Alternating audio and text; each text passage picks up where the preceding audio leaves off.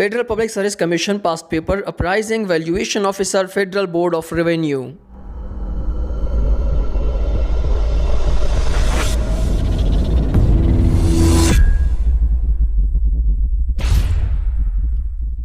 Hello अस्सलाम वालेकुम। Mind ability के एक और वीडियो के साथ मैं हूं आप लोगों का दोस्त अमशेद अली। कैसे हैं आप लोग? उम्मीद करता हूं आप लोग खैरियत से होंगे। इससे पहले कि मैं वीडियो शुरू करूं आप लोगों को बताता चलूं कि सबसे पहले हमारे चैनल को सब्सक्राइब करो अगर अभी तक आप लोगों ने नहीं किया, और साथ में बेल आइकन प्रेस करें ताकि आपको इस तरह की वीडियो की नोटिफिकेशन मिलती रहे। सो आज की वीडियो में हम दिखाने जा रहे हैं फेडरल पब्लिक सर्विस कमीशन का past paper uprising valuation officer का।